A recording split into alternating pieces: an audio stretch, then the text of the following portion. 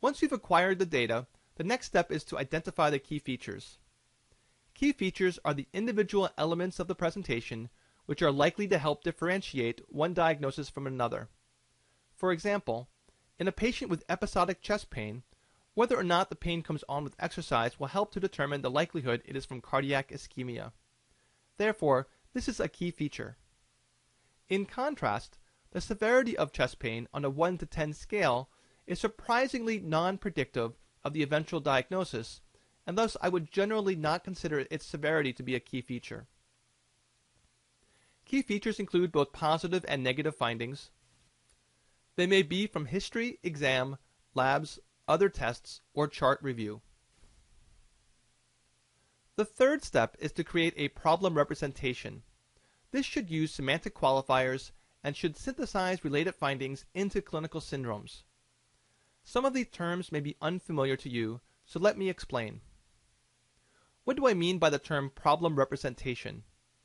This is a 1 to 2 sentence summary using precise medical terminology of the most highly relevant aspects of the patient's history, exam, and diagnostic tests. Sometimes problem representation is used synonymously with the terms summary statement as well as impression, the latter term commonly used in written notes in the United States. Semantic qualifiers are qualitative abstractions of the symptom of a case in which an opposing abstraction is either explicit or implied. They help to reframe a patient's symptom into terms more familiar to the clinician and easier to communicate to others. Common categories of qualifiers include the onset of symptom. For example, was it abrupt or progressive, and acute or chronic? Has the course of the symptom been continuous or episodic? Is the site unilateral or bilateral, proximal or distal, diffuse or localized? What is the symptom trigger, postprandial or exertional, or pleuritic or positional? And is the symptom associated with pain or is it painless? The use of semantic qualifiers when reframing a patient's symptom is thought to aid in accessing chunks of information stored in the clinician's memory and is associated with a higher likelihood of arriving at the correct diagnosis. Let's look at some examples of how to use semantic qualifiers to reframe symptoms. Imagine a patient in the ER states, "For the last 30 minutes, my chest is hurt whenever I take a deep breath." We would reframe this as acute pleuritic chest pain. Or another patient states, "Over the past several months, both legs have been getting weaker and weaker." This becomes chronic progressive bilateral lower extremity weakness.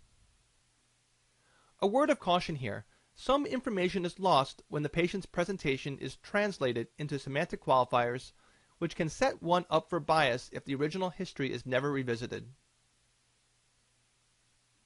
Now what about that phrase, synthesize into clinical syndromes? A short elaboration on this is that a constellation of clearly related findings should be grouped together into a single clinical syndrome if possible. For example, if a patient has confusion, a fever to 39 degrees, heart rate of 120 beats per minute, blood pressure of 130/60, respiratory rate 24, white blood cell count 16,000, creatinine of 2.4, and positive blood cultures, you can synthesize that as severe sepsis. And if another patient has jaundice, ascites, confusion, asterixis, a total bili of 25 and an INR of 2, that can be summarized as hepatic failure. Another word of caution, don't mistake the clinical syndrome for the diagnosis. For example, it's great if you recognize a patient has severe sepsis. However, severe sepsis is not a final diagnosis, and your diagnostic reasoning should not end here. You must also determine what has caused the severe sepsis. Is it community-acquired pneumonia, or urinary tract infection, or appendicitis? So now, using semantic qualifiers and clinical syndromes, how do we construct the problem representation? There are at least two approaches to this. The one I favor is to link 4 categories of information into a single sentence using a standardized order. Age and gender first, then highly relevant past medical history, followed by the primary symptom using semantic qualifiers, and ending with the highly relevant diagnostic data using clinical syndromes when possible.